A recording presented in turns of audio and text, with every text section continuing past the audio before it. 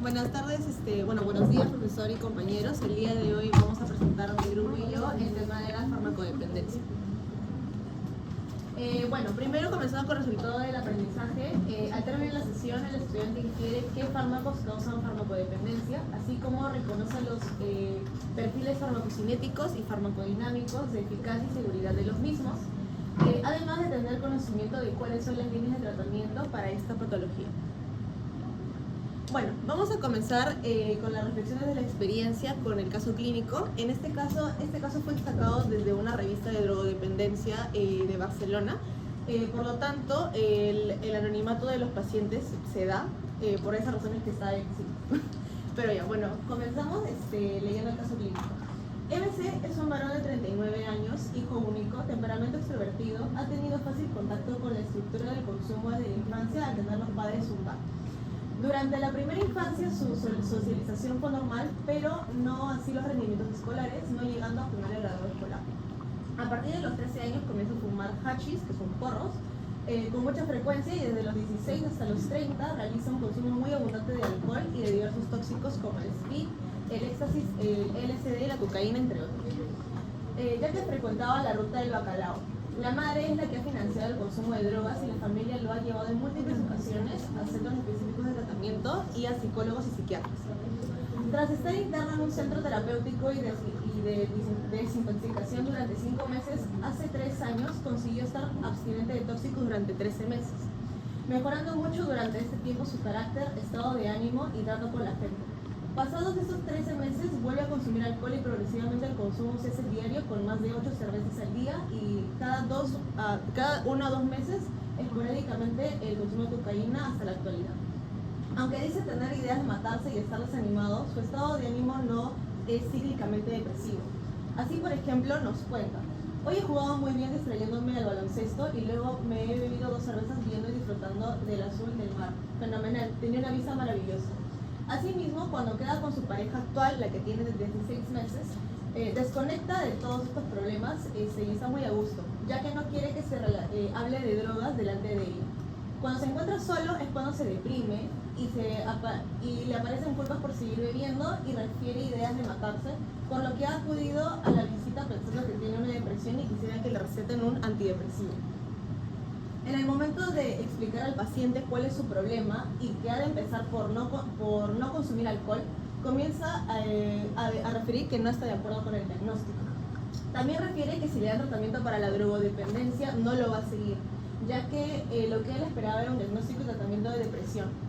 Los aspectos positivos que se presentan en su entorno es que tiene el apoyo de la familia, ya que para que éste deje de consumir, y tiene una relación tranquila y apoyo social con la pareja que le sirve de vínculo social, estando muy a gusto con los amigos de ella. Entonces, refiriéndonos al caso clínico, hemos planteado las siguientes preguntas que solamente por el momento las vamos a leer, ya que al final las vamos a resolver todos juntos después de la presentación del tema. Entonces, según el caso clínico, ¿qué acontecimientos crees que pudieron desencadenar la adicción de MC? La segunda pregunta dice: ¿cómo se genera el trastorno de dependencia? ¿Que se estará afectando alguna vía neurológica en MC? Y de ser así, ¿cuál? ¿Cuál será el mecanismo de acción del alcohol, la marihuana y el éxtasis? Y por último, ¿de qué manera están relacionados el consumo de drogas con el estado de ánimo de MC? Y bueno, para poder entender en sí resolver todas estas preguntas, vamos a comenzar con las definiciones básicas que se deben de saber para la presentación del tema. Que en este caso comenzamos con qué es la farmacodependencia. En sí, según la OMS, la farmacodependencia vendría siendo un estado psicológico que se va a dar por la estimulación, la interacción de entre un organismo vivo, ya puede ser una persona o un animal, con un fármaco o con alguna sustancia. En este caso, este estado psicológico va a estar caracterizado por este impulso incontrolable que va a tener la persona de querer seguir consumiendo este fármaco o esta sustancia.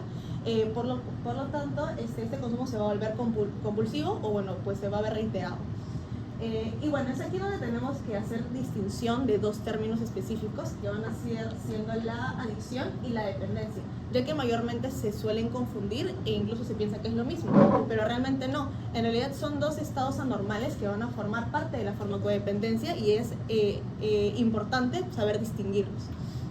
Entonces, comenzando con lo que es la adicción, o también conocida como la adicción psicológica, va a ser, básicamente se va a caracterizar por la disminución en el control que va a tener la persona sobre el consumo de lo que está, bueno, de lo que está consumiendo reiteradamente, o bueno, en este caso del fármaco de la droga.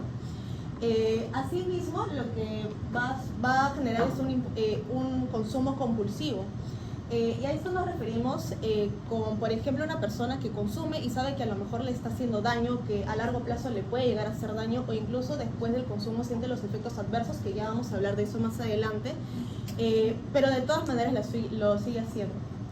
Y por esta razón es que es muy común que en pacientes que ya han estado en tratamiento de abstinencia vuelvan a consumir de manera reiterada, lo cual se reconoce como recaídas.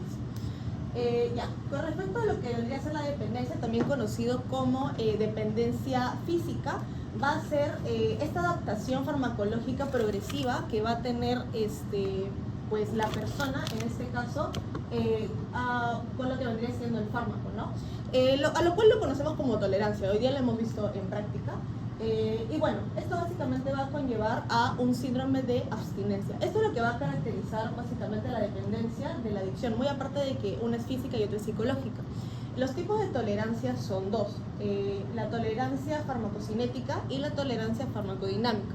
La tolerancia farmacocinética básicamente se va a referir a la disminución del efecto que va a tener el fármaco con la persona. O sea, por ejemplo, una persona que empieza consumiendo 2 gramos reiteradamente, ya después de un tiempo, de unas 2-3 semanas, a lo mejor esos 2 gramos no le van a hacer el mismo efecto y va a tener que consumir más, de 2 pasa a 4, de 4 a 6 y así sucesivamente. Y la tolerancia farmacocinética se va a referir a, más que nada, a cambios en lo que vendría siendo el receptor. Y bueno, como ya dije, se va a ligar mucho con el síndrome de abstinencia, que de manera resumida o de manera muy bueno, en síntesis, el síndrome de abstinencia va a ser la manifestación clínica de lo que vendría siendo ya en sí una dependencia. Va a ser, digamos que la evidencia de que el paciente ya está dentro de lo que vendría siendo un cuadro de dependencia. Y va a ser este conjunto de signos y síntomas, tanto psicológicos como físicos, que van a aparecer o pueden llegar a aparecer cuando la persona deja de consumir de manera abrupta o empieza a bajar la dosis de ese consumo que antes lo hacía con frecuencia. Ahora con respecto a lo que vendrían siendo las clasificaciones de los fármacos que pueden causar farmacodependencia, nos hemos basado en el Catson y bueno, lo va a dividir en 3, que en este caso la primera clasificación vienen haciendo fármacos que activan los receptores acoplados a proteína G. En este caso vamos a tener a lo que son los opioides, los cannabinoides, el ácido gamma hidroxibutírico, que también es conocido como el GHB, y los alucinógenos, que son como son una familia que están compuestos por el LSD, la mescalina y la psilocibina. Luego tenemos a los fármacos que se unen a receptores ionotrópicos o a canales iónicos, que en este caso van a venir siendo la nicotina, el alcohol, las benzodiazepinas y por último la feniciclina y la ketamina. Y por último tenemos los fármacos que se unen a los transportadores de diaminas biogénicas, que van a venir siendo los que restan, que vendrían siendo la cocaína, las anfetaminas y el éxtasis. A lo largo de la presentación vamos a ver cuáles son los mecanismos de acción, cuál vendría siendo el efecto que van a tener en el sistema nervioso central y a qué receptores es a los que se acopla o los que afectan este tipo de fármacos en el organismo. Hay un nombre para los de clase 1 que es metadotrópico. No sé si lo han escuchado. Ya, antes que nadie se lo diga, porque algún día lo voy a decir y me van a decir qué es eso, ¿no? Metadotrópico, ¿no? Y en vez de ionotrópico que utiliza iones, ¿no? Metabotrópico que utiliza metabolitos dentro de la célula. Eso significa que está acoplado a proteína G, diferentes tipos de proteína G. Es clase 1, 2 y 3, pero también esa es la clase que tienen que aprenderse para su vida. Pero también existe clase 1, 2 y 3 para la OMS, que es diferente. 1 significa que es de uso cotidiano y que normalmente no generan adicción. 2, que puede generar adicción, pero que su uso se ve restringido por algunas enfermedades. Y 3, que no son utilizados como medicamentos, pero que pueden generar adicción. ¿Ya? Es por la clase en que tú lo utilizas o no lo utilizas para tratar algo. 1 es un antihipertensivo, un antidiabético. 2 puede ser opioides, benzodiazepinas, etc. Y 3, el alcohol, que no he saltado para nada, no es usado para nada, pero que puede generar adicción. Nicotina también. Ya. Ahora sí, continuando con lo que vendría siendo la importancia del tema, creo que en general como sociedad sabemos que el consumo de drogas es un tema de salud pública que cada vez va incrementando con el tiempo. Pero en este caso vamos a presentar estadísticas mundiales en Latinoamérica y en este caso en el Perú, que es lo que más nos importa. Bueno, a nivel mundial se estima que, bueno, según la Organización de las Naciones Unidas contra la Droga y el Crimen, en el 2021 se estima que una de cada 17 personas en el rango de 15 a 64 años de edad afirman haber consumido mínimo una droga por los últimos 12 meses en ese año, lo cual da un resultado de 296 millones de personas, lo cual vendría siendo un 5.8 en porcentaje de lo que vendría siendo la población mundial en general. En este cuadro circular podemos ver las drogas que son pues más consumidas en esta cantidad de personas, que en este caso vendría siendo la principal el cannabis, con un 4.3 en lo que vendría siendo población mundial. Luego vendrían siendo las anfetaminas, la cocaína y por último la sustancia de la familia del éxtasis. Esto en este caso ha hecho que se disparen al mismo tiempo lo que vendrían siendo las personas que sufren trastornos con respecto al consumo de drogas, aumentando un número en un 39.5 millones de personas en total, aumentando un 45% en la última década. Asimismo, el consumo de drogas en la población mundial en general ha aumentado un 23% en la última década en comparación con el 2011, ya que en el 2011 se estimaron aproximadamente 240 millones de personas. Ahora, en el caso de lo que vendría siendo la mortalidad, en el 2019 se produjeron 500.000 muertes relacionadas con el consumo de drogas, no necesariamente es directamente con una sobredosis, porque aquí vamos a poder observar que hay algunas enfermedades que están relacionadas con el consumo de drogas. En este caso, por vía intravenosa tenemos a la hepatitis C y el VIH.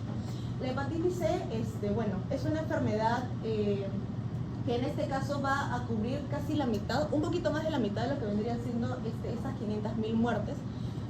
Y justo mismo un 23% de los casos en ese año que se presentaron de hepatitis C vienen estando relacionados con el consumo de drogas por vía intravenosa. Asimismo, el VIH también se contagia por esta mala administración, por lo que vendría siendo una persona pues, que consume droga por vía intravenosa teniendo un 35% más de posibilidades de contagiarse de VIH, ya que se estima que una de cada 8 personas que consume droga por vía intravenosa vive con el VIH. Y por último tenemos a la sobredosis. La sobredosis, bueno, pues en este caso va a acaparar lo que vendría siendo un tercio de estas muertes en general, siendo 2/3 responsables los opioides, que vendrían siendo pues los fármacos que más tienen índice de mortalidad en general. Perdón. Ya, ahora hablando de Latinoamérica, aquí podemos ver dos cuadros comparativos, o los dos cuadros en los que se va a atender lo que vendría siendo la incidencia en el consumo de cocaína y lo que es el cannabis, y en el otro pues representando la mortalidad. En sí podemos ver que en lo que vendría a ser la incidencia del cannabis, los mayores países que consumen esta sustancia vendrían siendo Jamaica y Chile, con un 15% aproximadamente. Y en lo que vendría siendo la cocaína tenemos Argentina y Uruguay, seguido de Costa Rica, Brasil y bueno, en menor medida México y Colombia. Hablando de lo que vendría siendo la mortalidad, vamos a ver esta separación de muertes por sustancia, hablando primeramente de los opioides, que es el color más oscuro, luego vendiendo la cocaína, que es el color blanco, las anfetaminas y otras drogas. Y podemos ver simplemente por contraste de que los opioides... gracias.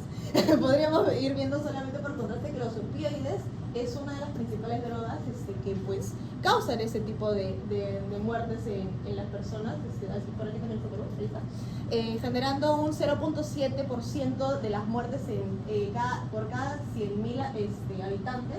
Y en segundo lugar tenemos a la cocaína, que es un índice de 0.3% de mortalidad en cada 100.000 habitantes. Ya, ahora hablando netamente de Perú, según lo que vendría siendo el estudio del CEDRO, unas 12.870.000 personas peruanas de entre 12 y 65 años han afirmado en el 2015 que mínimo han consumido una droga por lo menos en toda su vida. Entonces, en este cuadro de prevalencia de vida de drogas, que básicamente representa que las afirmaciones de la gente al decir, sí, yo consumí esa droga por lo menos una vez en mi vida, vendríamos evaluando lo que vendría siendo la marihuana, el PVC y las drogas cocaínicas, teniendo como mayor índice de consumo de marihuana a Cusco. De PVC tenemos a Iquitos, a Piura, a Trujillo y a Lima, y en drogas cocaínicas tenemos a Lima principalmente como índice de consumo. Por lo mismo también hay un estimado de números de adictos. En este caso, los más destacados vendrían siendo el alcohol y el tabaco. El alcohol tenía una prevalencia de vida de 86.2 y el tabaco de 58.5. Y en el caso de lo que vendría siendo el porcentaje de estimado de adictos sería un 15% en el alcohol y 32% en el tabaco, dando en total casi 3 millones de personas que pueden llegar a ser adictas por este consumo de sustancias. Por último, tenemos un incremento en lo que vendría siendo la accesibilidad que tienen las personas de poder conseguir este tipo de sustancias en un 15%. Teniendo aquí una noticia del año pasado, que es de la detención de un delincuente, de una persona que vendía cocaína rosa por vía internet, por redes sociales, que básicamente lo que hacía era chancar la cocaína, le ponía algún alucinógeno, como por ejemplo la ketamina, le ponía colorante y lo vendía en bolsita. Y relativamente hablando, esto no era para nada barato, porque cada dosis de por sí costaba de $10 a $15. Aquí esta droga no es muy conocida, realmente recién se ha estimado en estos últimos años, pero en Estados Unidos sí es bastante común. Bueno, para hablar sobre la farmacodependencia debemos hacer una revisión sobre lo que son las bases fisiológicas, empezando por lo que es la dopamina como neurotransmisor, lo que son las vías dopaminérgicas, el sistema de recompensa y los reforzadores, tanto necesarios como vacíos. Empezando por lo que es la dopamina es un neurotransmisor que va a cumplir diversas funciones. Regula lo que son los movimientos, nos otorga lo que es la sensación de euforia y satisfacción. Bueno, ya empezando por lo que es la síntesis, al igual que otros neurotransmisores, se va a sintetizar a partir de un precursor que es la tirosina. Sobre la tirosina va a actuar una enzima que, como podemos observar, es la tirosina hidroxilasa, lo cual conllevará la conversión de lo que es la L-dopa. A su vez, sobre esta L-dopa va a actuar la dopa descarboxilasa, lo que formará la dopamina. Al igual que otros neurotransmisores, como podemos observar, la dopamina se va a almacenar en lo que son vesículas, esperando así al potencial de acción para que éstas puedan liberar al neurotransmisor. Ya llegado al potencial de acción, lo que va a pasar es que se van a abrir los canales de calcio. Al pasar esto, estos iones van a entrar a nivel de lo que es la neurona presináptica, provocando lo que es la liberación de este neurotransmisor. Ya en lo que es la hendidura sináptica, lo que va a pasar es que este neurotransmisor se va a unir, se va a acoplar a sus receptores dopaminérgicos, ya sea el receptor dopaminérgico de tipo D1 o de tipo D2. Posterior a esto, lo que va a pasar es que el neurotransmisor se va a liberar y va a ser degradado por enzimas como lo son la COMT y la MAO. Posterior a esto, lo que va a pasar es que este neurotransmisor va a ser recaptado a lo que es la neurona presináptica por un transportador que es el transportador de dopamina o abreviado el DAT. Ya hablando netamente sobre lo que son las vías dopaminérgicas, a nivel de nuestro sistema nervioso vamos a tener 4 vías, las cuales podemos observar aquí: la nigroestriatal, la mesolímbica, la mesocortical y la tuberoinfundibular. Hablando un poquito sobre estas vías, sobre la nigroestriatal, básicamente esta es una vía que va a empezar a nivel de la sustancia negra y se va a dirigir al núcleo estriado. Su función es regular lo que son los movimientos. Tenemos lo que es la mesocortical, que va a iniciar a nivel del área tegmental ventral y se va a dirigir a nivel de la corteza prefrontal. Luego tenemos lo que es la vía mesolímbica. Hacemos énfasis en esta vía porque esta es la principal vía que se va a ver alterada en lo que son las adicciones. Esta, al igual que la mesocortical, va a empezar a nivel del área tegmental ventral, pero se va a dirigir a lo que es el núcleo cúmbens. Y por último tenemos lo que es la vía tuberoinfundibular, que básicamente es una vía que va a iniciar a nivel del hipotálamo y se va a dirigir a lo que es el infundíbulo de la hipófisis, y bueno, se encarga de regular lo que son los niveles de prolactina. Ya, hablando netamente sobre lo que es el sistema de recompensa, básicamente este es un circuito de estructuras las cuales nos van a ayudar a reforzar aquellos comportamientos que van a preservar la existencia de lo que es el ser humano. Comportamientos tales como la ingesta de alimentos, de bebidas, el comportamiento sexual, entre otros. Ejemplificando esto, cuando nosotros sentimos hambre, nuestro circuito de recompensa, nuestro sistema va a promover acciones y pensamientos los cuales nos harán tratar de obtener ese objeto de deseo, que en este caso va a ser el consumir el alimento, la ingesta de comida. Posterior a esto vamos a sentir una sensación de saciedad, lo cual nuestro cerebro lo va a interpretar como el hecho de que hayamos realizado una acción placentera y memorable. Esto es lo que va a suceder en el cerebro de una persona sana, pero lo que sucede en una persona con adicciones, o en este caso farmacodependencia, es que estas van a consumir sustancias que van a estimular la liberación de lo que es la dopamina.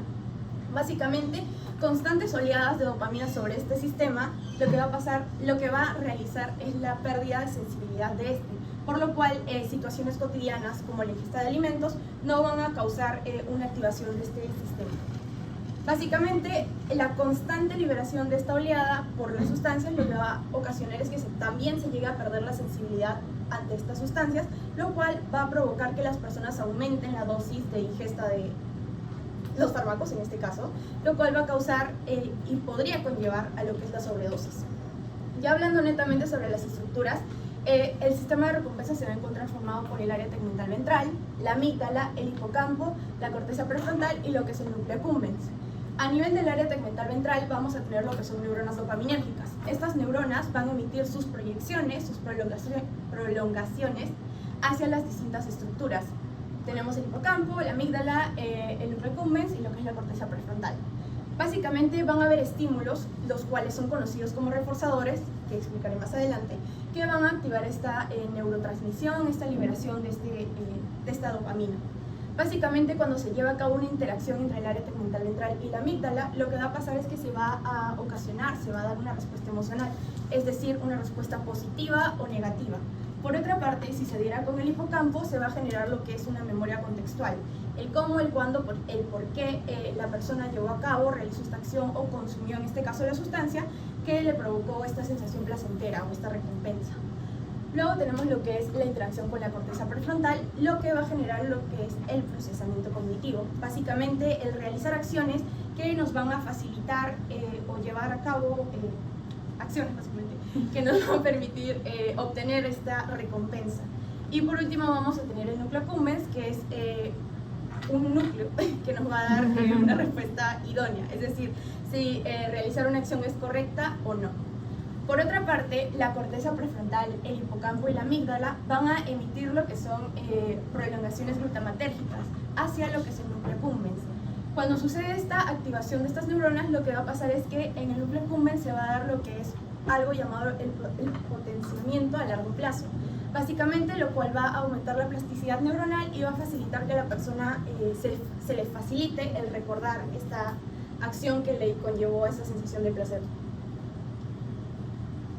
Bueno, ya hablando sobre los reforzadores, como mencioné, estos son los estímulos que van a activar este sistema de recompensa. Vamos a tener tanto los reforzadores necesarios como los pasivos. Como podemos observar, los reforzadores necesarios van a ser los que van a responder ante necesidades homostáticas. En este gráfico lo tenemos representado como el alimento y el sexo. Por otra parte, tenemos los reforzadores vacíos que no van a responder ante estas. Acá tenemos sustancias tales como el alcohol, la nicotina, la morfina y la cocaína. Como podemos observar en esta gráfica, básicamente este es un esquema que nos va a representar la liberación de dopamina a nivel de lo que es el núcleo accumbens. Como podemos ver, los reforzadores necesarios no liberan tanta dopamina a comparación como lo son los reforzadores vacíos, nicotina, morfina, cocaína y el alcohol. Básicamente, la liberación de dopamina por parte de estas sustancias se va a deber a su mecanismo de acción, el cual va a ser explicado más adelante. Bueno, ya. Hablando sobre la fisiopatología, como podemos observar, aquí tenemos un esquema. Tenemos lo que es el área tegmental ventral y el núcleo accumbens. Lo que sucede es que a nivel del área tegmental ventral, como ya mencioné, vamos a tener lo que son neuronas dopaminérgicas. Estas neuronas van a emitir sus prolongaciones hacia lo que es el núcleo accumbens. Es importante saber que estas neuronas van a ser reguladas por lo que es una interneurona GABAérgica, la cual a su vez va a ser regulada también por un sistema que es el sistema opioide endógeno, a partir de lo que son la liberación de los péptidos opioides. Básicamente tenemos distintos fármacos, sustancias, mejor dicho, como podemos observar. tenemos primero lo que son los opiáceos. Básicamente, la forma de acción de estas sustancias es la de unirse al receptor GABAérgico de tipo mu que se encuentra a nivel de lo que es la interneurona GABAérgica. Al unirse, lo que va a pasar es que va a inhibir esta interneurona, por lo cual no se va a poder regular la liberación del neurotransmisor por parte de las neuronas dopaminérgicas. Por otra parte, tenemos lo que son los cannabinoides. Con esto hablamos de sustancias tanto endógenas como exógenas. Si hablamos de cannabinoides endógenos, vamos a hablar de aquellos que se van a unir a los receptores cannabinoides de tipo CB1, lo cual va a evitar la liberación de lo que es el glutamato y el GABA. Por otra parte, si hablamos de cannabinoides exógenos, vamos a hablar de lo que es la marihuana. La marihuana en sus componentes va a tener lo que es el tetrahidrocannabinol. Este se va a encargar de inhibir lo que es la interneurona GABAérgica, por lo cual al inhibir a nuestro inhibidor no vamos a tener una regulación de lo que es la neurotransmisión de la dopamina. Por otra parte, tenemos lo que es la nicotina y el alcohol. Respecto a estas sustancias, lo que van a hacer es estimular la liberación de lo que son los péptidos opioides. Al estimularla, lo que va a pasar es que vamos a inhibir a estas interneuronas GABAérgicas, por lo cual volvemos a inhibir al inhibidor y no va a haber una regulación de la neurotransmisión de la dopamina. Es importante acotar que el alcohol no solo va a tener una diana molecular, como podemos observar en este gráfico, también vemos que actúa a nivel de las interneuronas GABAérgicas y a nivel del núcleo accumbens. Por último, tenemos lo que son la fenciclidina y la ketamina, que básicamente su mecanismo de acción es el de inhibir a lo que son los receptores glutamatérgicos de tipo NMDA. Una cosita, los receptores opioides, ¿ya? De tipo Ya, esa es la U, significa mu, ¿ya? Pero no es el único receptor opioide que existe, hay otros dos más, que es el kappa y el delta. ¿Ya? Ahora, el más importante es el mu, pero oye, no te caigas bien. Lo que pasa es que tú dijiste que son GABAérgicos, no son GABAérgicos. No, o sea, dije que están en la interneurona GABAérgica, No, sí, pero son GABAérgicos, por eso, ya. Los receptores opioides tienen otros efectos más. ¿Cuáles son? ¿Cuáles son el efecto del receptor opioide?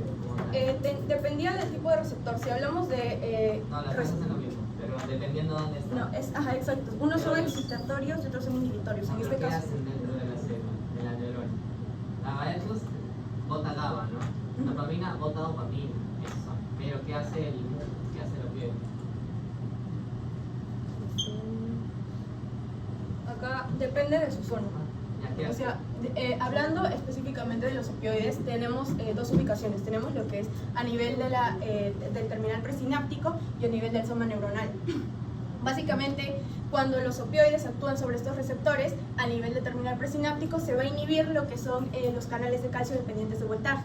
Al suceder esto, el calcio no va a poder entrar y por ende no se va a poder liberar lo que es el GABA. Por otro lado, tenemos a nivel de lo que es el soma neuronal.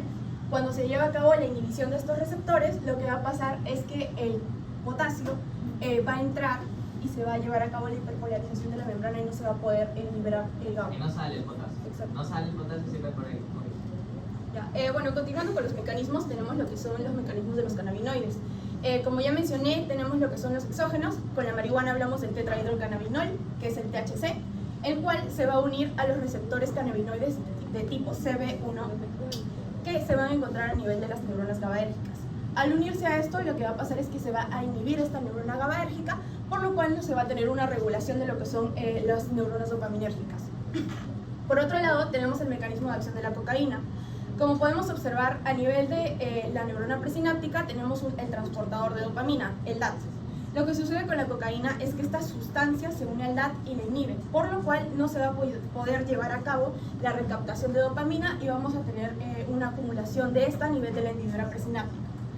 Por último, tenemos lo que es el mecanismo de acción de las anfetaminas. Lo que sucede con las anfetaminas es que estas actúan como sustrato del DAT. Van a inhibir competitivamente a la dopamina, por lo cual van a tener una mayor afinidad a lo que es el DAT. Las anfetaminas, al entrar a lo que es la neurona presináptica, van a inhibir al transportador vesicular de monoaminas. Básicamente, este transportador se encarga de llenar esas vesículas en las cuales está almacenada este neurotransmisor normalmente. Al verse inhibida esta, vamos a tener una mayor cantidad de lo que es dopamina no vesicular a nivel del citoplasma. Entonces, otra forma del mecanismo de acción de las anfetaminas es que este va a revertir lo que es el DAT, es decir, Normalmente la dopamina va a entrar a nivel de la neurona presináptica, pero lo que sucede aquí es que el DAT va a estimular la liberación de esta dopamina no vesicular. Por otra parte, tenemos lo que son las indicaciones, los criterios clínicos y o laboratoriales. Antes de esto, los mecanismos de acción que explicaba la colega son mecanismos para que aumente la dopamina en tal sitios, que puede ser dentro de todas las que ella ha dicho, principalmente en núcleo accumbens y área tegmental ventral. Para mí es un problema. Pero ya, entonces, normalmente es en estas dos zonas donde se tiene que acumular dopamina para generar la adicción. ¿Ya? Esa sensación de satisfacción que hemos hablado tiene mucho que ver con el Pavlov, ¿no? Con el condicionamiento. ¿Sí? Es muy parecido, es un tipo de aprendizaje anómalo también se le dice, ¿ya? El fenómeno de adicción. Ahora, no solo eso, los mecanismos de acción de los diferentes compuestos aquí son diferentes. ¿Ya? El único más certero es el opioide, que es importante que lo sepa porque lo vamos a hablar todo el ciclo. La cocaína hace otras cosas más y las anfetaminas hacen otras cosas más. Ya no es lo único que hace. ¿Sí? Solo te quiero que aclaren eso porque si no, no quiero que piensen solamente, no, hace esto, no, hace más cosas, pero lo leen después. ¿Ya? Dale. No esté madre. Ya. Bueno, en lo concerniente a las indicaciones, los criterios clínicos y o laboratoriales, vamos a tener lo que son criterios diagnósticos de, básicamente una institución psiquiátrica de lo que son los Estados Unidos, nos da lo que son 11 criterios. A partir de estos 11 criterios que podemos observar aquí, los cuales pueden leer detenidamente, vamos a tener una caracterización de una adicción, ya sea leve, moderada o grave. Una adicción se va a caracterizar por ser leve si se presentan de 2 a 3 síntomas, en este caso de 2 a 3 criterios. Si es moderada, de 4 a 5 y si es grave, de 6 a más. Por otra parte, tenemos lo que son las pruebas de laboratorio. Es importante saber que las pruebas de laboratorio no van a ser una forma de diagnóstico para la farmacodependencia. Lo que sucede con estas es que básicamente nos van a ayudar a controlar los periodos de abstinencia y a saber cuándo fue la última vez que esta persona llevó a cabo el consumo de estas sustancias. A partir de distintas muestras biológicas se llevan a cabo estas pruebas. Muestras tales como sangre, orina, pelo, también está lo que es la saliva y las uñas.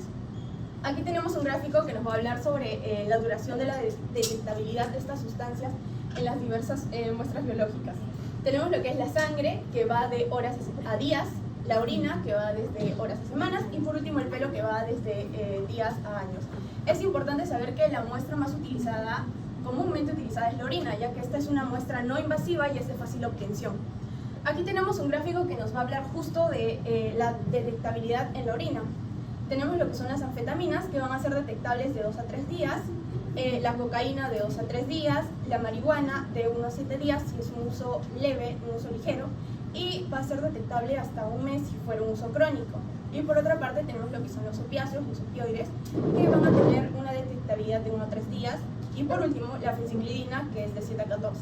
Es importante saber que van a haber ciertos fármacos que van a presentar falsos positivos a nivel de estas pruebas. Tenemos lo que es tenemos lo que es el síndrome de abstinencia. Básicamente, como ya explicó mi compañera, se caracteriza por ser un conjunto de signos y síntomas dados a partir del cese del consumo de estas sustancias.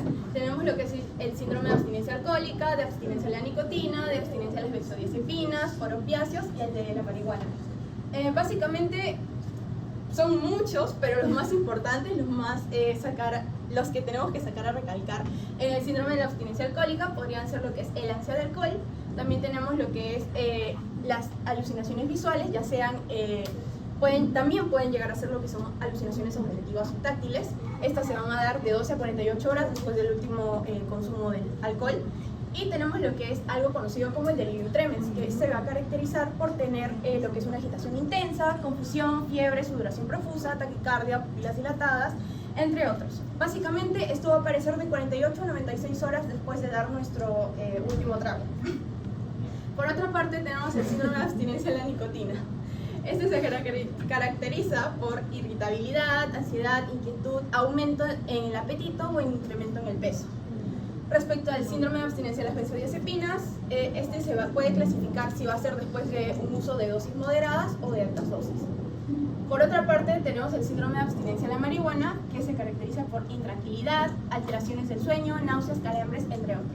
Y por último, el síndrome de abstinencia por opiáceos, que se puede clasificar como una abstinencia regular o una abstinencia prolongada. Dependiendo de si es regular o prolongada, se van a presentar ciertos signos y síntomas característicos. Una cosa que hay que tener en cuenta con los síndromes de abstinencia es que si lo podemos clasificar o que sea más sencillo, los inhibidores o los sedantes, los depresores, como el alcohol, los opiáceos, incluso la misma nicotina, pueden tener un síndrome, o tienen un síndrome de abstinencia activador, ¿no? Taquicárdicos, hipertensos, sudoración, fiebre, etc. Activador. Movimiento, agitación psicomotriz, ansiedad. Y lo que son activadores, como la cocaína, anfetaminas, su síndrome de abstinencia suele ser, cafeína también, suele ser lo contrario, ¿ya? O es decir, disforia o trastorno de ánimo apagado, tristeza, depresión incluso, baja de presión, la cocaína no baja la presión, bradicardia, bradicardia, etc. ¿Ya? Entonces, problemas del peso también se puede observar con alguno de estos. Generalmente con la nicotina se observa aumento de peso, ¿ya? En la abstinencia, nicotina aumentan de peso, cuando fuman bajan de peso, ¿ya? Esa es la... No quiere decir que vaya a bajar de peso con la nicotina, por favor, ¿vale? ¿Ya? Entonces solamente ocurre en los síndromes de abstinencia, ¿sí? Entonces podemos separarlos en activadores y depresores, ¿ya? Activadores y depresores. Generalmente activadores solo son cocaína, anfetaminas y los otros ya son todo. Para hacer más interactiva la clase hemos traído moneditas de chocolate, así que presten atención para que puedan ganarse una.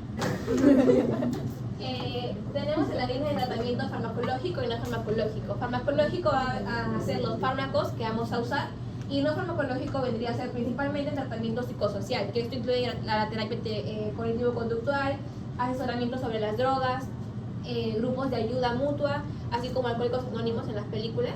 Así. Primero tenemos los opioides, que en este caso vamos a usar la división que hizo mi compañera según la DSM-5, y vamos a dividirlos en pacientes con un trastorno leve, moderado o grave. ¿Alguien me podría decir cómo es un trastorno por leve? ¿Cuántos síntomas son? De 2 a 3. Para mi compañera, por favor. Muy bien. Entonces, lo vamos a dividir leve, moderado o grave. En este caso vamos a darles, a prescribirles agonistas o antagonistas opioides más un tratamiento psicosocial. Para ver a quién se le va a dar un agonista o un antagonista opioide hay que tener en cuenta si es un paciente con dependencia física, es decir, un paciente con trastorno moderado o grave, se le va a dar agonistas opioides, que estos podrían ser o la metadona o la buprenorfina, que como hemos visto en práctica es una agonista parcial del receptor mu opioide. Y en cuanto a los antagonistas, esto se va a dar a pacientes sin dependencia física, es decir, que tengan un trastorno leve, y entre estos tenemos a la naltrexona. Y acá tenemos un algoritmo que, para no alargar más la exposición, así breve, vamos a empezar con la pregunta inicial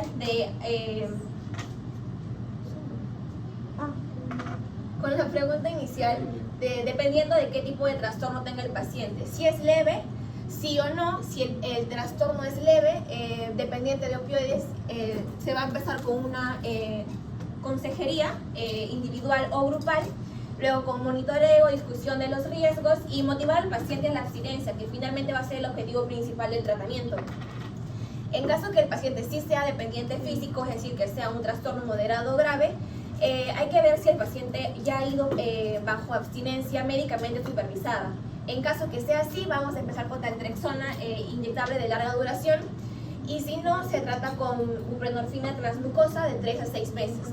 Y en caso que no logremos los objetivos, vamos a tomar en cuenta todos los factores que contribuyen a eso, ya sea el ambiente en el que se encuentre el paciente, el entorno y la ayuda que reciba este.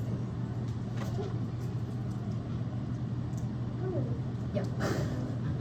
Para los opioides tenemos más alternativas, ¿no? Para los opioides, Sí. Metadona, naltrexona, buprenorfina. ¿ya? Hay otra alternativa más. La menos usada, la menos práctica. La que no debería estar ahí, ¿no? En ese cuadrito, pero sí está en las lecturas que pueden revisar. Los opioides, nosotros tenemos opioides endógenos, ¿ya? O sustancias que se les dice opioides. Entonces la activación de estos opioides endógenos también es un tratamiento para la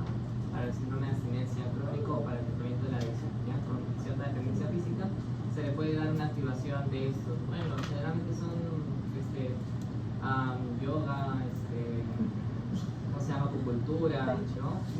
Sí, o sea, se usa, pero es menos práctico porque requiere mucho más tiempo, bastante consejería, bastante apoyo del paciente, son cosas menos prácticas. Tal vez le damos un fármaco y ya está, ¿no? Más. La forma más usada sería la buprenorfina, ¿ya? Pero ¿cuál es el problema con la metadona y la buprenorfina? Que uno es un agonista parcial y otro es un agonista total, he leído. ¿Pero cuál es el problema? Que uno va a desarrollar que los síntomas de abstinencia sean más prontos que el otro.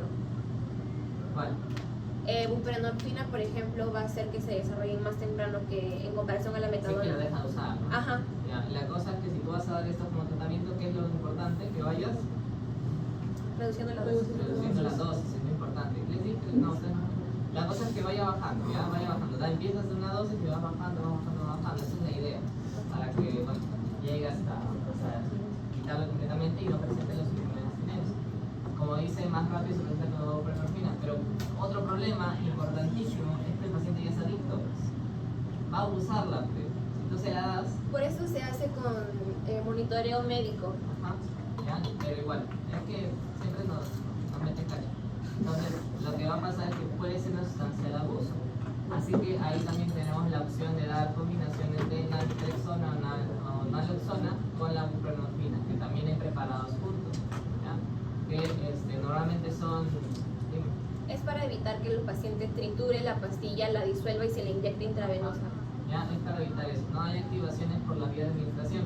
Normalmente tú puedes sacar tu metadona y inyectártela, la buprenorfina también, pero en este caso con la buprenorfina, con naloxona ya no, porque ya no vas a tener esa actividad, ¿no? La naloxona lo va a antagonizar totalmente o casi todo el efecto de satisfacción que va a recibir normalmente. Ya, en cuanto al etanol, también lo vamos a dividir en un trastorno leve y en un trastorno moderado grave. En cuanto al trastorno leve, vamos a tener principalmente tratamiento psicosocial, ya sea con consejerías, con terapias de ayuda individual o grupal, consejerías sobre el uso del etanol, ya que también hemos puesto el algoritmo. Y en caso del trastorno moderado grave, vamos a tener una combinación de agentes de primera o de segunda línea. El anterior. Agentes de primera o de segunda línea más tratamiento psicosocial. En este caso tenemos la tabla de la derecha, Chica, Ay, perdón. ayúdala, pues. la tabla de la derecha, donde tenemos los agentes de primera línea, que son la naltrexona y el acaprosato. La naltrexona, a ver si han estado atentos, ¿en qué más se usa? Lo mencioné antes. Para el anterior, opioides. No quieren chupar. ¿Quién fue? Ya. Entonces, de primera línea tenemos naltrexona y acamprosato. Recuerden, porque puede venir el Kahoot y si se quieren ganar premio, ya. Y de segunda línea tenemos al disulfiram, al topiramato y a la gabapentina. Y también les hemos presentado el algoritmo para ver en qué momento tratar con naltrexona, con acamprosato, que básicamente es cuando el paciente deja de responder a uno, cambiamos el medicamento hacia el siguiente en la línea de tratamiento. En cuanto a la cocaína y la anfetamina, que en general los psicoestimulantes, el tratamiento inicial va a ser el tratamiento psicosocial. Y vamos a empezar igualmente como los demás trastornos, si es severidad, si es leve, grave o moderada. En caso que el trastorno sea leve, se inicia con una consejería grupal o individual sobre este trastorno, con un monitoreo de 3 semanas. En caso de esto no funcione, pasamos al paciente al tratamiento farmacológico. Y en este caso hay que preguntarnos si es la cocaína el principal psicoestimulante. En caso sea la cocaína, el tratamiento de primera línea va a ser topiramato. En caso que no funcione, pasamos a anfetaminas de larga acción. Y en caso que no funcione ninguna de las dos individualmente, pasamos a una combinación de topiramato con anfetaminas de larga acción. Y en caso que no sea la cocaína el psicoestimulante usado por el paciente, podrían ser anfetaminas, metanfetaminas u otro tipo de psicoestimulantes. En este caso usamos bupropión con naltrexona, si no funciona mirtazapina y por último metilfenidato. Luego tenemos a la nicotina, que el principal objetivo va a ser que el paciente pues, deje de fumar. Y para esto tenemos a las terapias de reemplazo de nicotina, o sea, le vamos a seguir dando nicotina para que deje de fumar. Y consiste en un parche de nicotina, que es de larga acción, junto con una terapia de reemplazo de nicotina de corta acción, que puede ser el chicle de nicotina o la pastilla de nicotina. ¿Y por qué se juntan ambos? Porque el de larga acción va a permitir controlar los síntomas de abstinencia de 24 horas a más, mientras que el de corta acción, como el chicle o la pastilla de nicotina, va a permitir controlar los antojos o algunos síntomas de abstinencia que puedan aparecer. Y además, más abajo en el cuadro, vemos que también se recomienda tratamiento con vareniclina y con bupropión. Por último tenemos al LSD, que son los alucinógenos, que en este caso no existe un antídoto específico para los alucinógenos. Sin embargo, lo que causan es un aumento de la información sensorial, por lo que vamos a dirigirnos ahí en el tratamiento, y esto va a ser con benzodiazepinas, para limitar lo más que se pueda esta llegada de información sensorial. En las benzodiazepinas vamos a hacer una reducción gradual y segura de la dosis con acompañamiento médico, y esta reducción gradual se va a acompañar con terapia psicosocial. La reducción puede consistir en ya sea disminuir la dosis de la benzodiazepina que está usando el paciente o cambiarla a otra de larga acción, que puede ser el diazepam, por ejemplo. Y en el caso del cannabis, actualmente el tratamiento es tratamiento psicosocial. En realidad no hay una droga o algún tipo de neuromodulación aprobado por la FDA para tratar farmacológicamente al trastorno por uso de cannabis. Ahora sí viene lo bueno. Vamos a ver ahora lo que vendría siendo la farmacocinética y la farmacodinámica, tanto de como lo que vendría siendo los medicamentos que pueden llegar, o las drogas que pueden llegar a hacer farmacodependencia, tanto como también los que se recetan para tratamiento. Y bueno, en general, pues más adelante vamos a seguir viendo los que restan de la segunda clase y la tercera. En este caso vamos a empezar con las de la primera clase. Bueno, empezando básicamente con los opiáceos, que ya les explicaba a mis compañeras, vamos a hablar de dos específicamente que van a venir siendo la morfina y la heroína. Ahora, en lo que vendría a ser la absorción, vamos a tener como criterios de cada medicamento lo que vendría siendo la vía de administración, la biodisponibilidad, si es que son hidrosolubles, liposolubles, y si es que hay alguna alteración que pueda llegar a favorecer o desfavorecer su absorción con respecto al metabolismo. Bueno, la morfina en sí se puede administrar por vía oral, intravenosa, intratecal, que básicamente es una administración directa a lo que vendría siendo el espejo subaracnoideo, saltándonos lo que vendría siendo el metabolismo y que pase por la barrera hematoencefálica, intramuscular, subcutánea y rectal. La biodisponibilidad de lo que vendría siendo la vía oral es de 10 a 45%. Es relativamente muy baja, porque básicamente la morfina va a pasar por un metabolismo hepático de primer paso, va a pasar por el hígado, bueno, que eso se explica aquí, y es relativamente hidrosoluble y pobremente liposoluble. Algo que va a favorecer su absorción es la ingesta de alimentos. Ahora, hablando básicamente de la heroína, las vías de administración tenemos intravenosa, oral, también tenemos intranasal e inhalada. La biodisponibilidad de la vía oral va a ser de un 20 al 50%, de la inhalada un 45% y la intranasal un 80%. Y es más liposoluble a comparación de lo que vendría siendo la morfina. Ahora, con respecto a la distribución, vamos a hablar del volumen de distribución, de la unión a proteínas plasmáticas. También si es que atraviesan barreras como por ejemplo la hematoencefálica o la placentaria, y el tiempo máximo de concentración en sangre a lo que llega pues este fármaco. Hablando de lo que vendría siendo la morfina, tiene un volumen de distribución de 3 a 4 litros por kilo.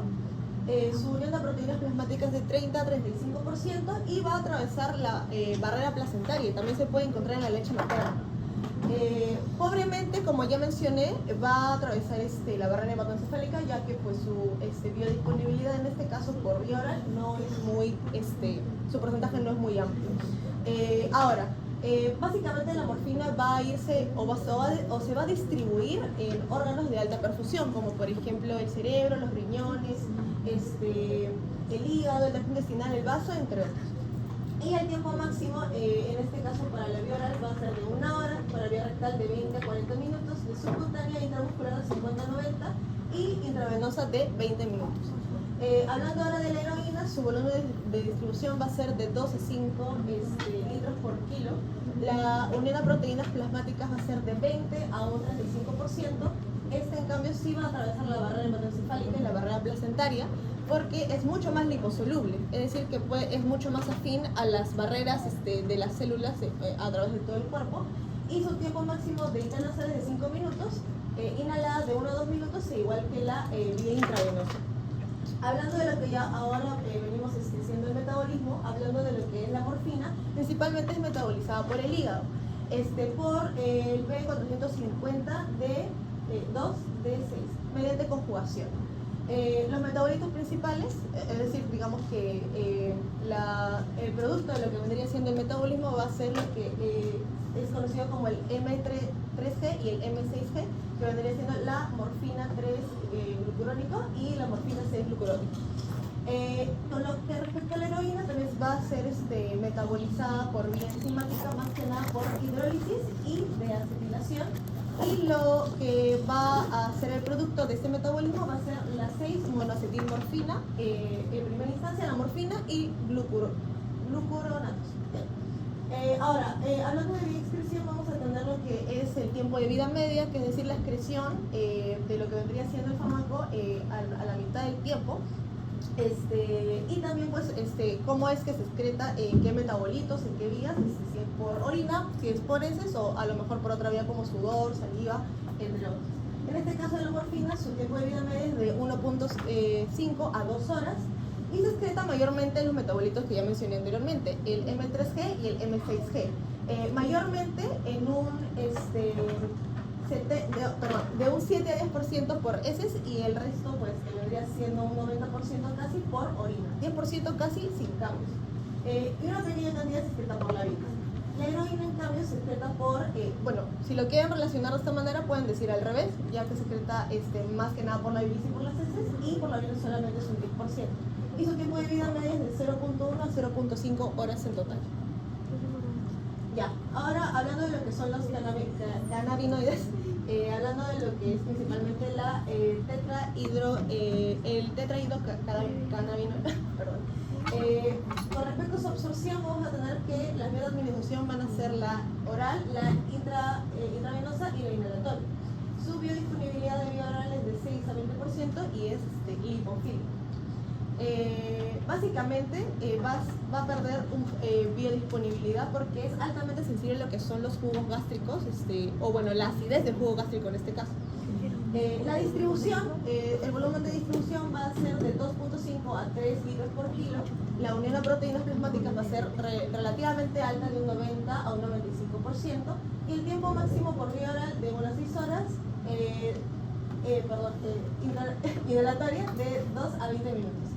En realidad, la mayor parte de lo que vendría siendo el THC se va a distribuir en el plasma sanguíneo, de un 90% aproximadamente, y el 10% se va a llegar a lo que vendría siendo las estructuras formes de la sangre. Y importante que se acumulen tejidos grasos. Lo que vendría siendo el metabolismo principalmente es metabolizado por el hígado, pero también puede ser metabolizado por el corazón y pulmones en una pequeña porción. Y las enzimas que en este caso son las isoenzimas de CYP12C9, la 1219, la 2D6 y la 3A4. Y en el caso de la excreción, mediante orina, más básicamente de un 20 a un 35% y en heces de un 80%. Su tiempo de vida media es de 4 horas aproximadamente.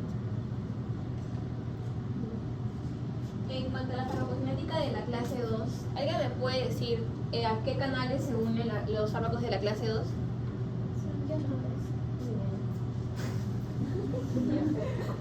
Ya, entonces, para que no tengan que memorizarse todo este cuadro, en resumen, tanto la nicotina, el etanol y las benzodiazepinas van a ser lipofílicos y por lo tanto van a atravesar la barrera hematoencefálica y la barrera placentaria. Por lo tanto, como vamos a ver más adelante, va a tener efectos en el feto y también lo vamos a encontrar en la leche materna, de madres que fumen, de madres alcohólicas o de madres que tengan un trastorno por consumo de benzodiazepinas.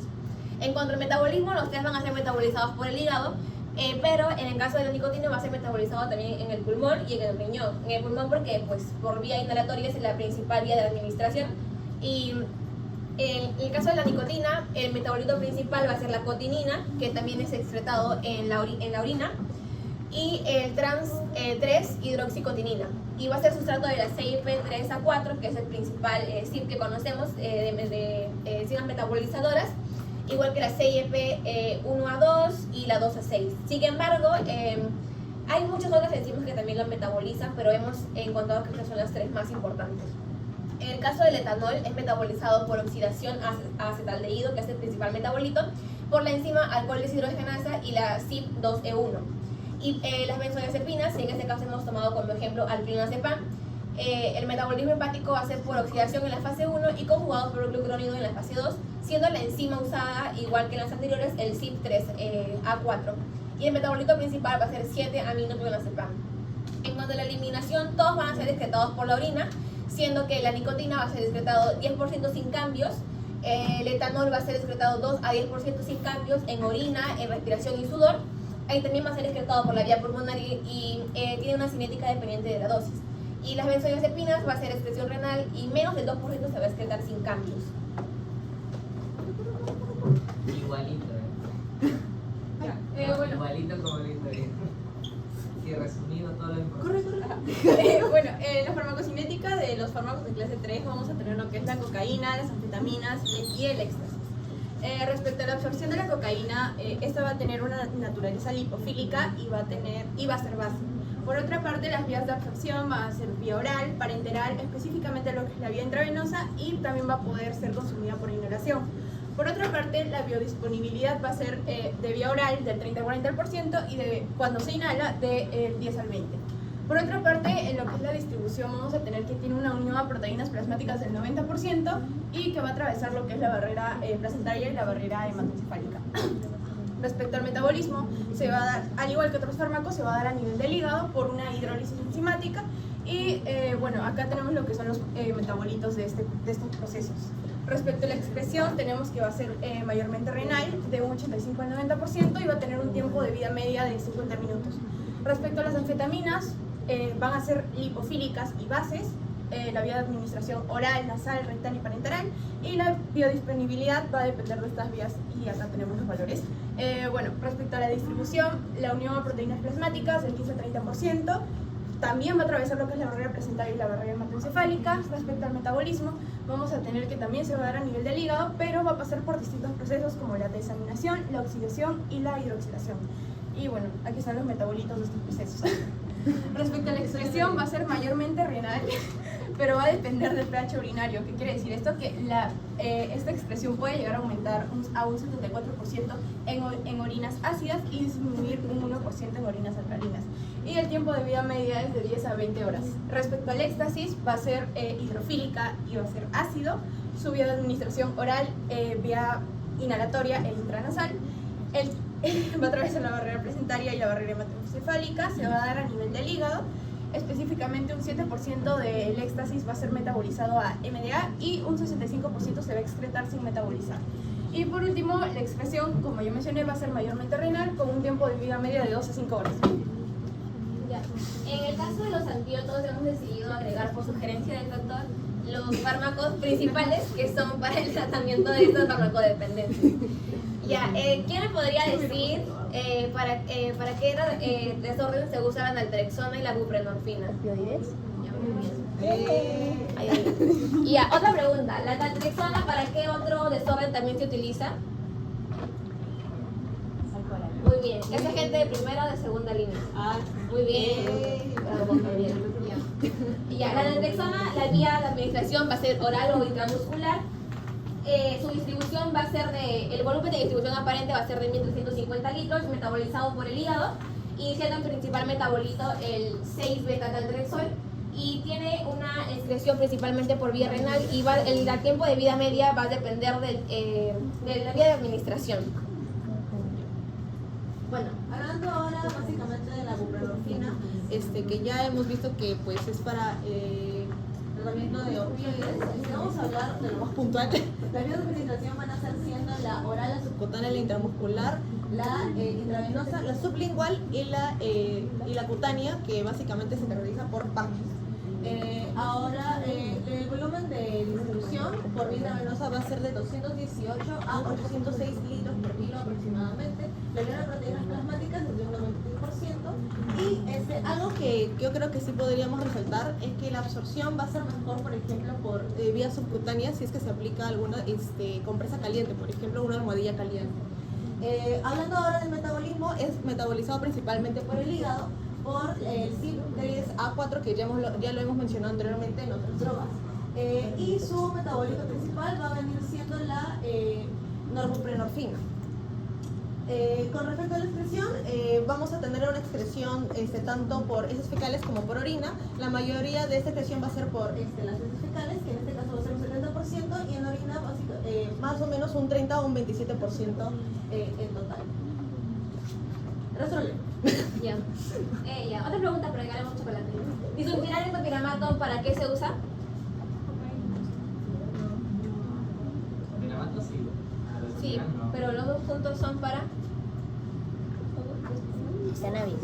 ¿Cannabis? No. Miren el PPT. Lean el PPT, aunque sea. Ya fue. Alcohol. Ya, son agentes de segunda línea. Ya, el disulfiram se va a administrar por vía oral con una biodisponibilidad de 80 a un 90%. La distribución del disulfiram y sus metabolitos principalmente va a ser en el tejido adiposo, metabolizado en el hígado por la enzima CYP1A2, la 3A4 y la 2A6, siendo el principal metabolito el DDTC abreviado, y la excreción va a ser en heces con un 20% sin cambios, y en gases exhalados como metabolitos, y en orina por último con un 50% de metabolitos. Bueno, respecto al topiramato, este va a tener una vía de absorción oral, va a tener una biodisponibilidad del 20%. En lo concerniente a la distribución, va a tener una unión a proteínas plasmáticas del 13 al 17. Al igual que otros fármacos, va a atravesar la barrera placentaria y la barrera hematoencefálica. Respecto al metabolismo, se va a dar a nivel de lo que es el hígado, con un proceso de hidroxilación, hidrólisis y posterior glucuronidación.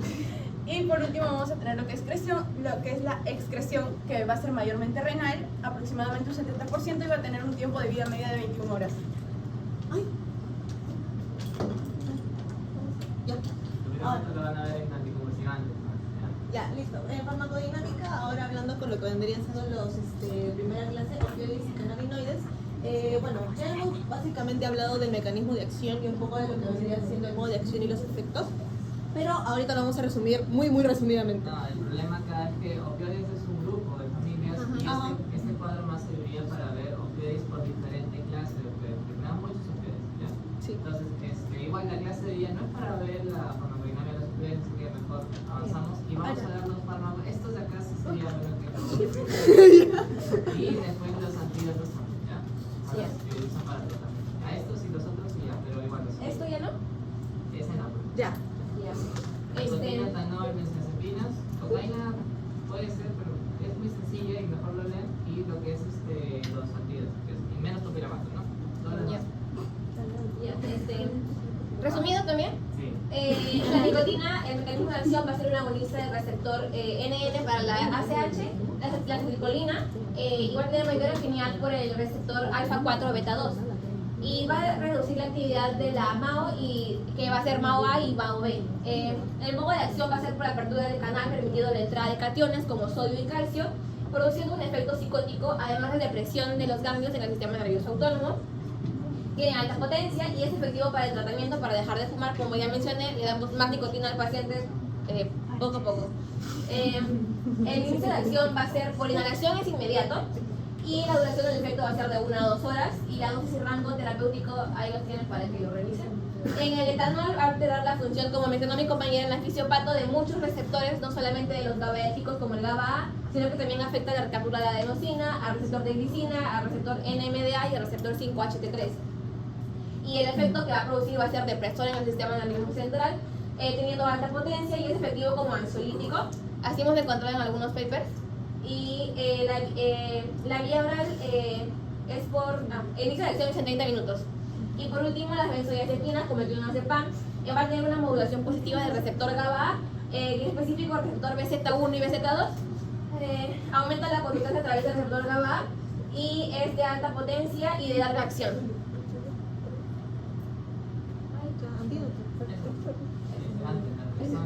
Ya naltrexona, el mecanismo de acción es un antagonista competitivo de receptores opiáceos MU y modifica el eje hipotálamo hipófisis glándula suprarrenal. Y el efecto va a ser que bloquea los efectos de los opiáceos y va a suprimir el consumo del alcohol. La potencia es de alta potencia y es eficaz para el tratamiento del alcoholismo y de adicción a opiáceos. En este caso no hemos encontrado artículos recientes que mencionen algo sobre el inicio de acción y el efecto máximo. Sin embargo, acá hemos presentado la duración del efecto y las dosis y rangos terapéuticos. En el caso de la buprenorfina va a tener alta afinidad con los receptores opiáceos MU y va a ser una agonista parcial de opioides, como ya mencionamos anteriormente en las líneas de tratamiento. Y debido a que es un agonista MU parcial, sus efectos analgésicos se van a estabilizar en dosis más altas y luego se van a comportar como un antagonista. Y va a ser un analgésico de alta potencia, siendo eficaz para el manejo del dolor crónico y el tratamiento de la adicción a otros opioides. Esta se daría de administración a vía muscular con un inicio de acción en 115 minutos y la vía intramuscular va a tener una duración de efecto de 6 horas.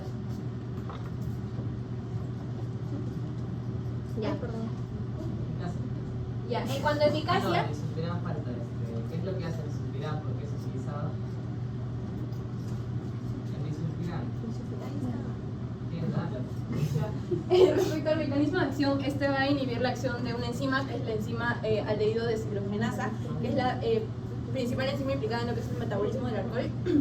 Por otra parte, el modo de acción y los efectos va a ser una acumulación del metabolito principal de ese proceso, que básicamente es el acetaldehído. Respecto a la potencia, va a tener una potencia alta y la eficacia va a ser eficaz para poder desalentar lo que es el consumo del alcohol, como ya se mencionó en las líneas de tratamiento.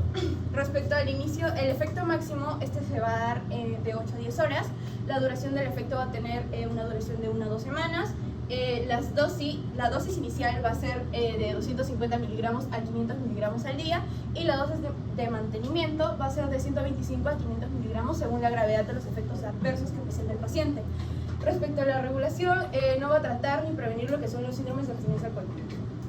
¿Qué es lo que genera el sulfiram en el paciente? Cuando consume alcohol se acumula el acetaldehído. Náuseas, Vómitos, dolor de cabeza, náuseos, mareos, ¿qué más? Está en la parte de seguridad. Ya. En eficacia, les hemos presentado 3 artículos donde muestran que los medicamentos que hemos presentado en las líneas de tratamiento sí son eficaces para tratar estos trastornos. Y en primer lugar, es un metaanálisis donde nos va a hablar sobre las terapias de reemplazo de nicotina y los cigarrillos electrónicos para dejar de fumar. En este caso, este es el esquema resumen del artículo, donde lo que va a comparar principalmente es la probabilidad de 6 en cada 100 personas que dejen de fumar en una población donde no han recibido ni placebo, ni terapia de reemplazo por nicotina, ni ninguna otra intervención farmacológica, con los resultados encontrados en cada uno de los artículos. En el caso de la vareniclina se encontró que 14 de cada 100 personas con vareniclina dejaron de fumar. En el caso de cistina, 13 de cada 100 personas dejaron de fumar. En el parche de nicotina, 8 de cada 100 personas. En las terapias de reemplazo de nicotina de acción rápida o de acción corta, 9 de cada 100 personas. En los cigarrillos electrónicos de nicotina, 14 de 100 personas. Y así con los demás. Y llegando a la conclusión de que estos tratamientos, como la vareniclina, el bupropión y los terapias de reemplazo de nicotina, sí son efectivos porque muestran una mayor tasa de dejar de fumar que en comparación con los que no reciben nada o placebo. Ya. En este caso presentamos el uso de bupropión y naltrexona en el trastorno por uso de metanfetaminas. En este caso lo que se hizo fue recopilar una población y hacer un ensayo clínico dividido en 2 etapas, en el cual se realizó un sorteo aleatoriamente a quién se le iba a dar el placebo y a quién se le iba a dar el medicamento. En este caso es una mezcla o una combinación de naltrexona con bupropión. En el primer estadio, en la primera etapa, de 109 personas, 18 respondieron positivamente y con el placebo de 294, 10 respondieron positivamente. Luego, esto duró 6 semanas. Después de este periodo, se volvió a hacer el sorteo de los pacientes y al grupo de naltrexona con bupropión, que fueron 114 personas, 13 respondieron positivamente, y el placebo, que fueron 111 personas, 2 respondieron positivamente. Lo que nos lleva a la conclusión de que en realidad el bupropión y el naltrexona, aunque mostraron una positividad disminuida, sí son efectivos para el tratamiento contra el desorden de metanfetaminas. Y por último, el desorden por consumo de alcohol. En este caso se recopilaron muchos informes, muchos artículos de ensayos clínicos con una duración mayor a 12 semanas.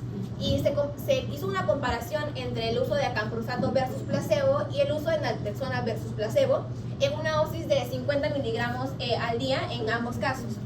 Y lo que se llegó a comprobar es que, como vemos acá en los resultados, en realidad sí se notó una mayor tasa de pacientes que respondieron al tratamiento y pues llegaron a la abstinencia, ¿no?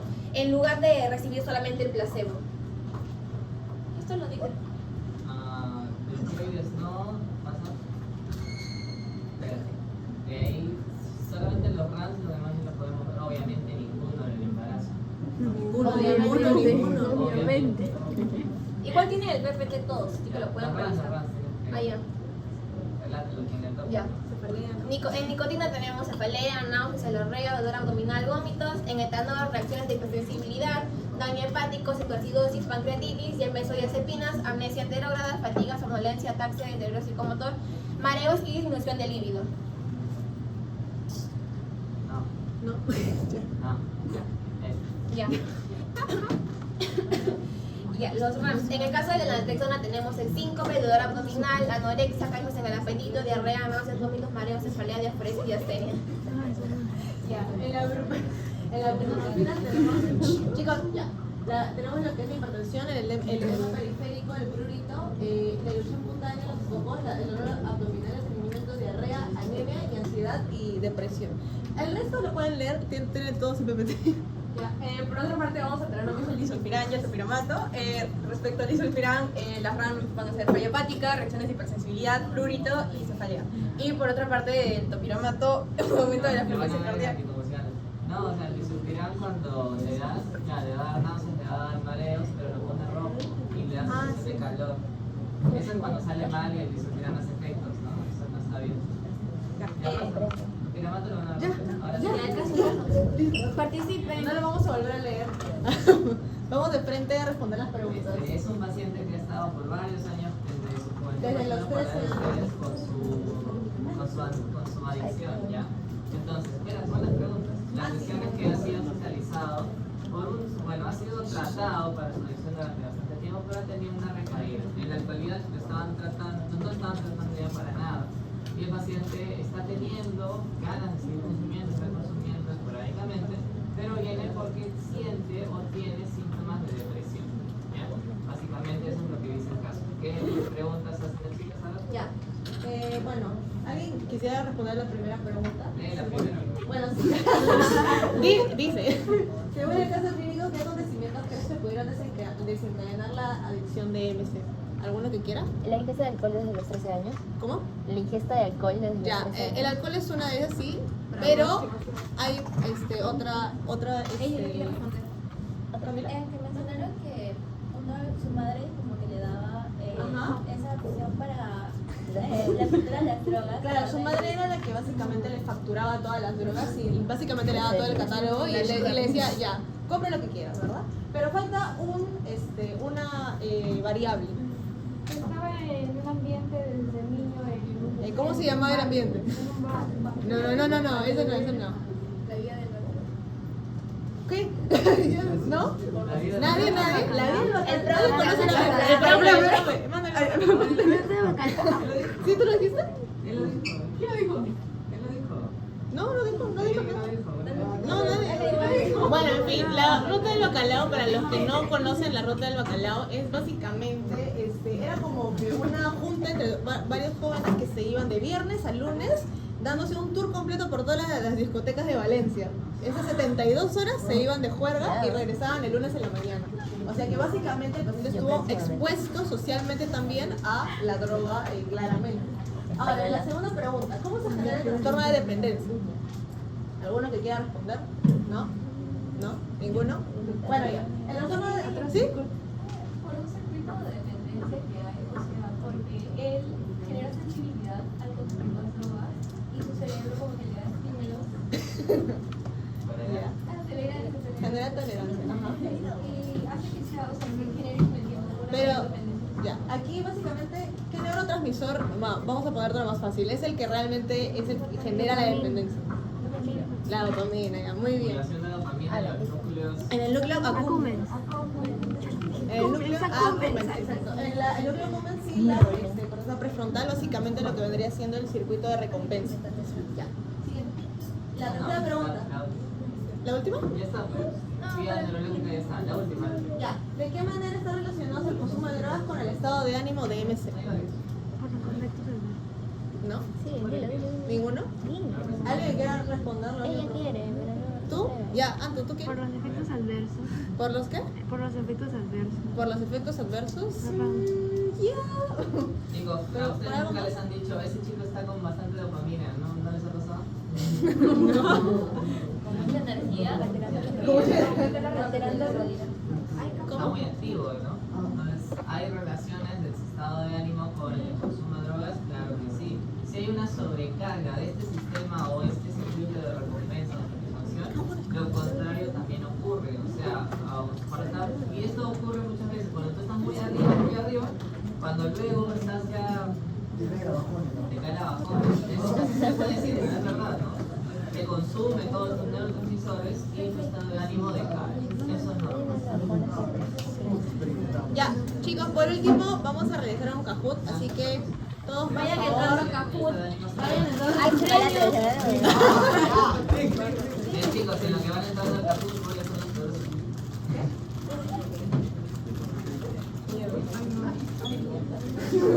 Vayan entrando al toque. ¿Saben los tipos de tolerancia que hay? Esa es dependencia. ¿Tipos de tolerancia? No, esa es dependencia. ¿Qué tipo de tolerancia tienes? O sea, yo leí que existían los fármacos. No, esa es dependencia. Tipos de tolerancia. Mira, yo lo que sé es que yo sé. Tolerancia inversa, que es la sensibilización básicamente. Ya, psicosocial se le llama. ¿Ya? Yo decía un gato. Del día a día. De comportamiento. Esta es la inversa. Una más importante que sí me interesa. Mira un pan. Por eso ocurre que uno está tomando benzodiazepinas o es alcohólico. O sea, alcohol y benzodiazepinas tienen que usar. ¿Ya? Opioides con otros no suelen ser cruzados, pero puede serlo con la marihuana. Bueno, ya pues. Agrúpense. Otra.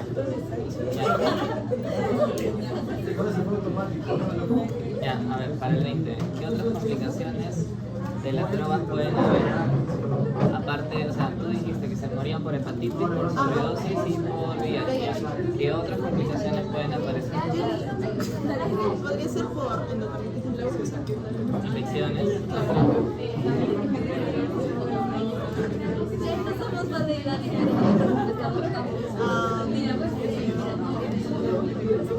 No, podría ser por una trombosis porque, bueno, en el caso de, Sí, claro, trombosis, pero ¿de qué tipo? Hay otros tipos de trombosis, pero ya. No, ya no de sangre, sino de por aire. Accidentes. Ya, listo.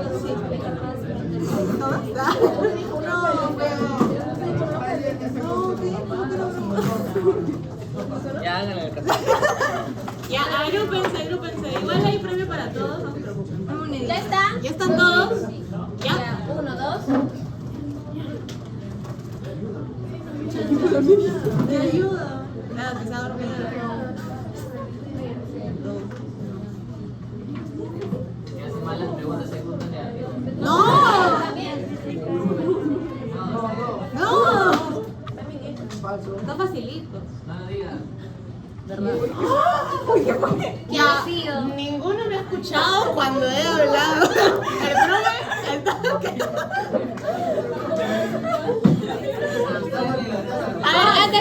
antes. ¿Cómo van a respeto de nuevo? ¿Sí? Profe, eso no ha sido culpa de nosotros. ¿Qué entendieron? No, de la pregunta de ella. ¿Qué es la dependencia física? ¿Qué? ¿Qué es la dependencia física? Hasta yo se los he dicho en el laboratorio. Cuando tu cuerpo se adapta, o sea, pero se adapta de alguna manera, o sea, si un fármaco me baja la presión, yo lo voy a subir. Si un fármaco me genera mucha dopamina, yo la voy a bajar, por ejemplo, ¿no? Entonces, realmente eso, o sea, la dependencia física son mecanismos adaptativos contra la droga, ¿sí? Ya, entonces, tolerancia también se le llama, dependencia o tolerancia. La dependencia física es la única que te genera síndrome de abstinencia. ¿Cuál es la otra dependencia? La dependencia psicológica, la social, la que, oye, no lo tomo, oye, esto, oye, dependencia estás acá, ¿no? única era la... Esa es la que te provoca la adicción. La psicológica social es la que te genera la adicción. La dependencia física es igual a tolerancia. Sí, porque es el mecanismo adaptativo por el que la dosis va, o sea, por el que el efecto va disminuyendo. La tolerancia va con dependencia física. ¿Ya? Tolerancia, dependencia física, cuando dejas de dar la droga, genera un síndrome de abstinencia. Dejas de dar la droga y los mecanismos compensatorios revuelven todo. Si mi droga me bajaba la presión, dejo de tomarla, me sube la presión hasta arriba. ¿Sí? Básicamente es así. ¿Qué entendieron?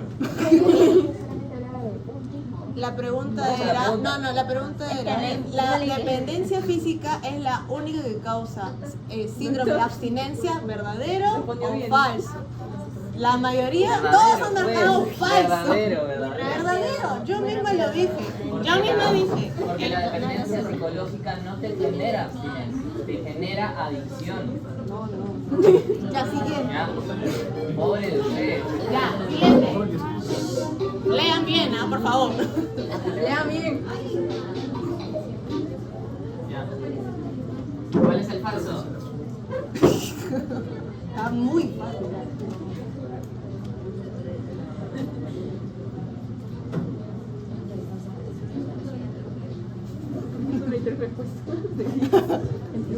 Ah, le está haciendo.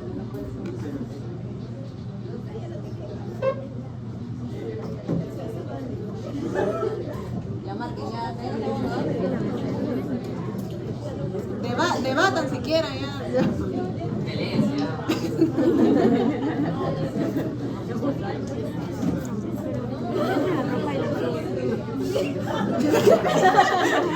¿Cómo que Chauco te vi? ¡Ah! Ya.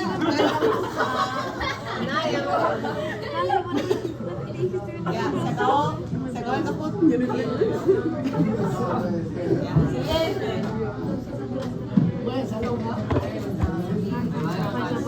Ya, por favor.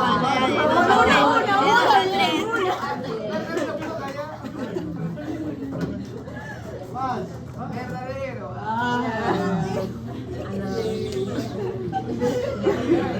Siguiente.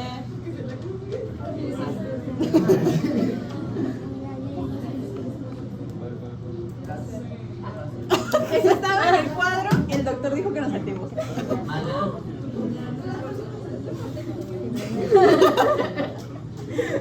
Y respondió bien. Otro chocolate que... Estamos porque no han dicho eso. No. Pero igual está en el ejemplo que tú usaste. Esa fue con trampa. Yo les dije, no solo hace eso, hace más. Yo les dije. Por favor. Sí lo dijeron. Reforzador necesario. Uy, Dios mío. O sea que tiene que estar presente para que se genere la dependencia. Falta uno, ¿quién falta? No. ¿Quién marcó alcohol?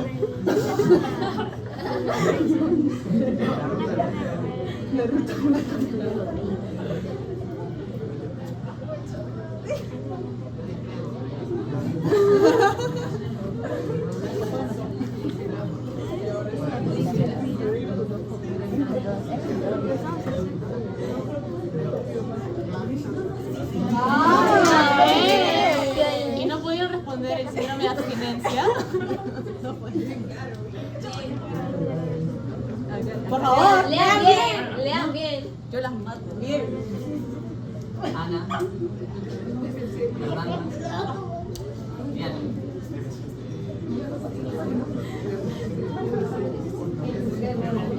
¿Por qué están demorado tanto?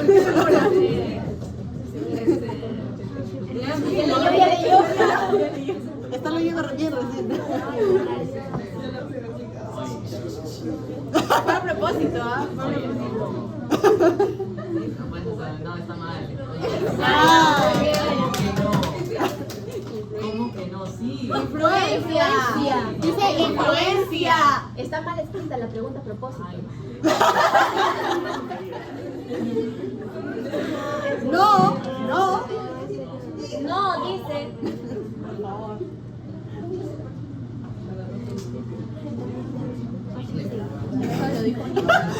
Eso lo dijo Anita. Lo dijo Ana varias veces. Dice no.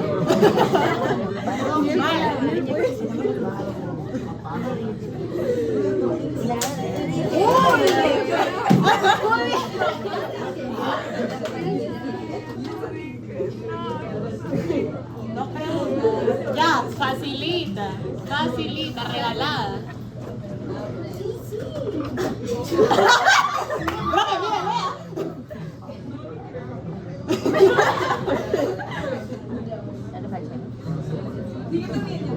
No nos pregunten las respuestas.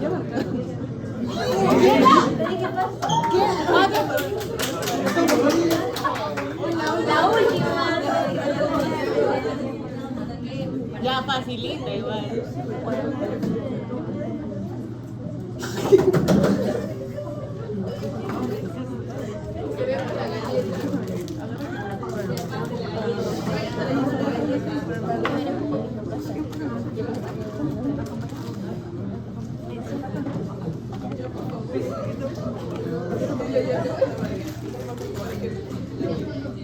¿Por qué se demoran tanto?